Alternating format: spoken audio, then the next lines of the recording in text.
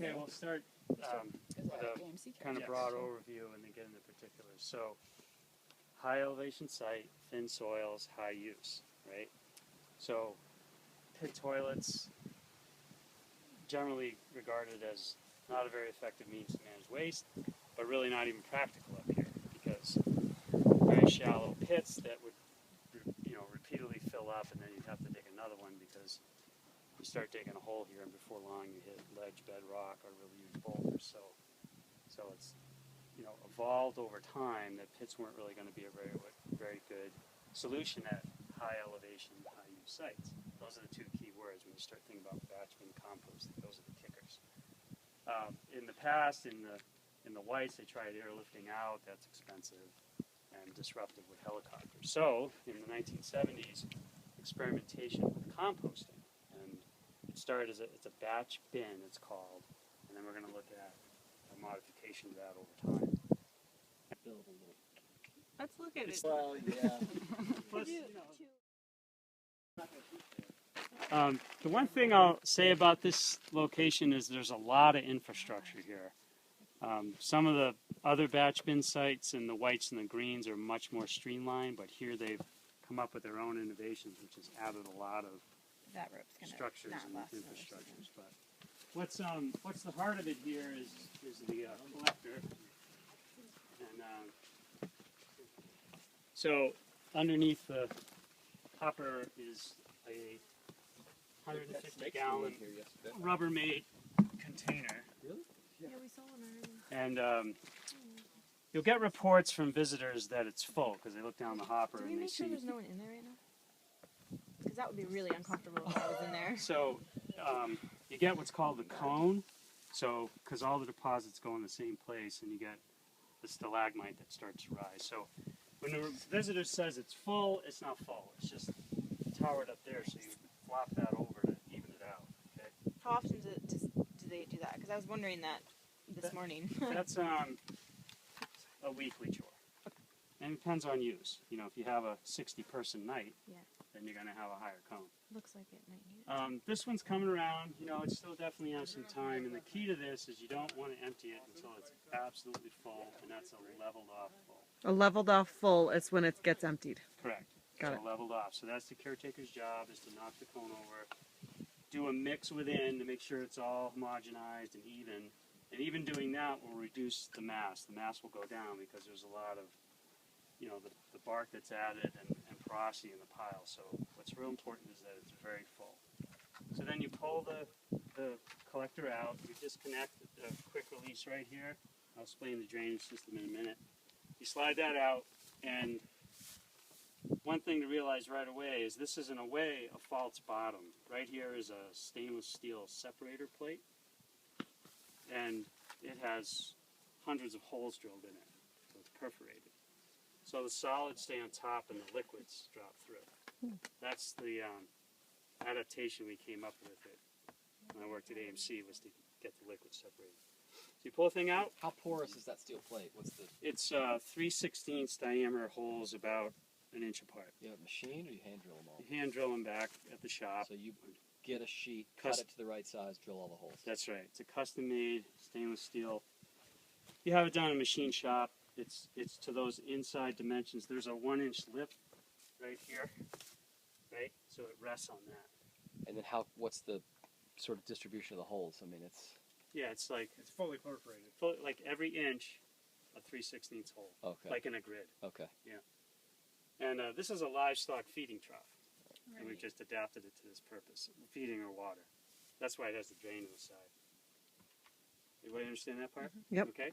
So you take it out, and then the way they do it here is unique to this site. You take this half barrel, you turn it over in that cradle, and most batch bins you mix by hand with a shovel or a pitchfork and repeatedly chop up the solids. That's the bulk of the work, is getting those solids broken up.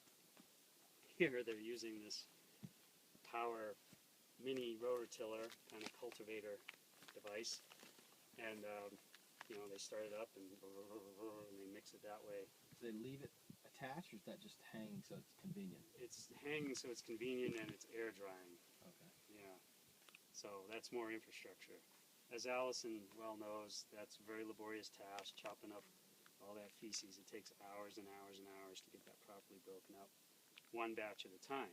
That's why it's called batch at a time, one batch at a time, into the batch bin. So, yes. Can I ask? Kathy's So done this too. whole steel frame here is just to Just hang to that support up. that thing. That's Okay. what I mean about the more infrastructure. Yeah. You know, But this so is a much faster, much fast. He much said faster it. batch. He said it's a 1/16. Takes 1/16 of the time of labor. Wow. Using that. And I had heard about this. I'm seeing it here. You have to balance fuel and noise with hand labor, just like any other power tool. Crosscut versus chainsaw. It's basically what it is. But they do this. They have these mixers where volunteers come up to help, and this is what they've been using the last few years. So, you know, I'm sure it breaks it up well. You probably get pitchforks in your legs. So how long Yeah. does it take to do one batch at a time? Well, hand mixing. Yeah, by hand. Well, one batch at a time. So one of these at a time is going to be about 10 to 15 minutes Mm-hmm. to properly mix it. And then over to the bins. And then, so you do multiple batches, dozens. That's by hand, or that's with. That's by hand. Okay. That's by hand. With that thing, it's probably 3 minutes. So lots of hand mixing per batch, and then that goes in the bin. And you grab another batch, do all the mixing, chop. This basically is to ensure that you've thoroughly chopped up the material before you put it in the bin. It's like an intermediate step between there and here. Okay? So then it goes in here, and once that's entirely empty, if your ratio is correct between bark and solid, this bin will then be full. So that's gone down in mass, and you will get that because a high percentage, what is the number, Matt? But feces is like 60% water or something in a Yeah, you'll lose 50% of your volume. hydrated person, right? Just So- by pulling off the fluid? Or- no, No, by the feces desiccating. Right. Feces has a high water content, But so the separators helped greatly to begin with. to get the urine out, Yeah. and I'm going to talk about that. Okay. So this will be full, and then just by sitting here in time, that mass will go down because you've evaporated a lot of the moisture. Okay. But the key to this is the inner part of this pile is where the highest amount of microbial activity is going to occur. Just like in a garden composter. If you garden composter, the center is where you get your best composting and your most amount of heat. The outer perimeter of this bin essentially is insulating that inner core. So that's why mixing is really important over time. Now you do an in-bin mix, as we call it, and that's when you, somewhere during the process, probably like 10 days, maybe 2 weeks into it, you thoroughly mix this internally. So you're taking the center out to the corners to the center, the bottom to the top, you know, lots of mixing. And the way you monitor and determine when you need to do that is by your temperature. Because the hottest is always going to be center.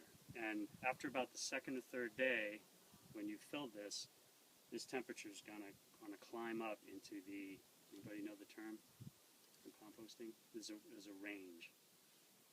It's called thermophilic. Okay? So you get into the thermophilic range, and philic means, as opposed to phobic, loving. So in the thermophilic range are certain bacteria that thrive in that temperature threshold, somewhere between 100 and 140 degrees. That's your kind of optimal. 128, 130 is pretty ideal. When you start getting over 140, you're actually getting too hot. Okay? And the pathogens and parasites present in human waste, what temperature threshold do you think they survive at? Below 120. So think about their environment, right? Body. Human body, right? 98.6 up to maybe 110, 105. You get a fever, you're trying to knock those things out. That's exactly why you get a fever, is you're trying to make an inhospitable environment. Well, we take this on the macro scale and accelerate that temperature. So you monitor it. When it starts to go down, that means that you've reached sort of an equilibrium state and some stagnation. That's when it's time to mix. So then you mix it all up, monitor your temperature in sort of a grid pattern across the bin, and you'll see that center will go back up again. because the stuff that didn't necessarily get that exposure now does in the center. So then after 3 weeks, a month, whatever interval you have, depending how much pressure you're getting from your collector, meaning it's starting to fill up again and now you need the space, you transfer this whole operation into bin 2.